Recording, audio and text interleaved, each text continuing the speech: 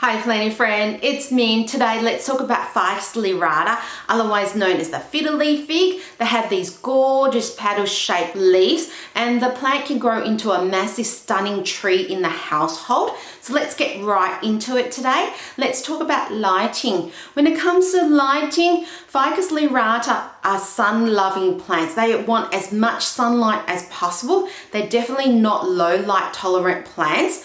And they are also temperamental beauties.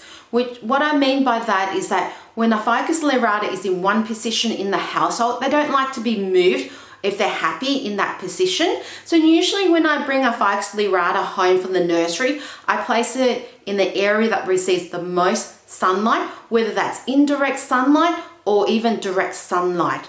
I grow my Ficus Lyrata right against a south-facing window.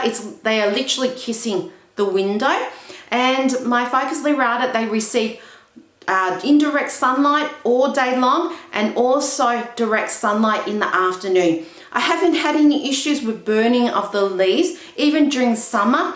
I think Ficus Lyrata actually enjoy and love that direct sunlight.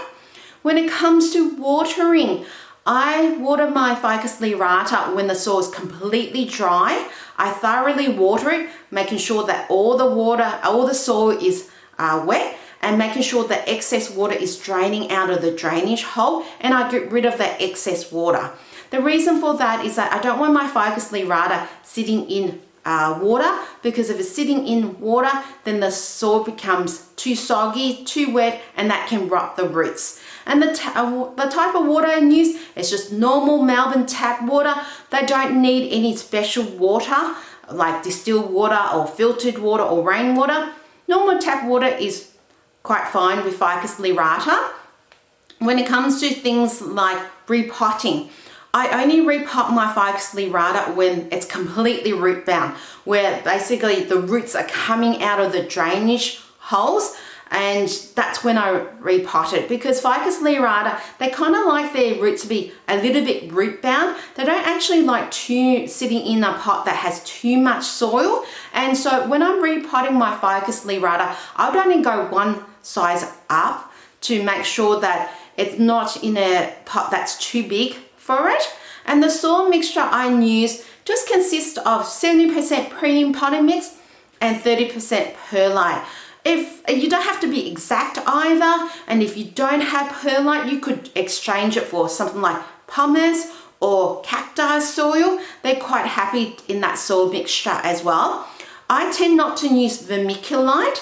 I prefer pumice or perlite or cacti soil over vermiculite, and that's because I'm an overwaterer.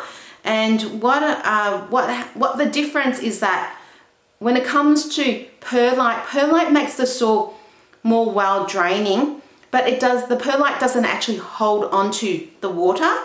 Where it comes to vermiculite makes the soil well draining, but it actually holds some of the moisture in the material. So maybe if you're an underwater, use vermiculite, and if you're an overwater, use perlite.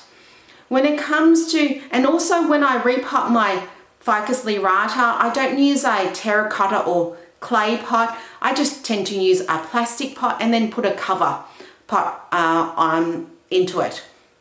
When it comes to things like temperature, haven't had any issues with temperature, in the sense that Ficus Lyrata are very tolerant to a range of temperatures. My household temperature ranges from about 10 degrees Celsius all the way to about 30 degrees Celsius. So that's roughly around about 50 Fahrenheit, roughly towards 80 Fahrenheit. And I haven't had any issues with needing to increase the temperature or lowering the temperature in my household. When it comes to humidity, Ficus are really fantastic plants in the sense that they don't really need humidity requirements. My Ficus Lyratas, they don't have a humidifier near them. They don't sit on trays of pebble and water. There's really nothing I do regarding humidity, and the area that my Ficus Lyrata sits on, the humidity is roughly about 40%, so not tropical humidities where you're needing 60% like a calathea. These ones here, fantastic. And when it comes to things like pests, I haven't had any issues with my Ficus Lyrata when it comes to pests. Maybe that's because I use a solution that is a pest repellent, and I generally use that solution once a month to repel pests. And my solution consists of 1 litre of water, 5 mils of neem oil, and 5 mils of dishwashing solution. I shake it all up, and once a month I spray the stems and the actual leaves. Then I use a soft cloth to actually wipe off the excess solution, and I make sure I spray underneath the leaves as well. Not only this solution is a repellent to pests, it also makes this leaves nice and glossy, but I definitely don't use it if it's a really hot day because that can actually burn the leaves.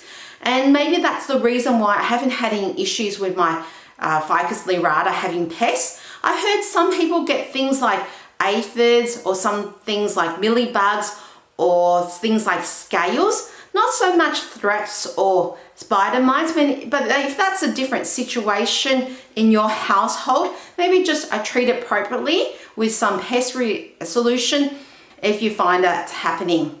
When it comes to fungal disease, haven't had any issues with fungal disease at all when it comes to my Ficus Lyrata. So I really can't say that, well, I can say that these plants are very fungal resistant plants, and that's really it. So Ficus Lyrata, that's how to take care of it. If you like this kind of content, maybe watch this video as well, and consider subscribing to the channel. And if you have any questions for me, feel free to pop it down in the comment section down below. I'd love to answer your questions. And yes, watch this video and take care. I'll see you next time. Bye.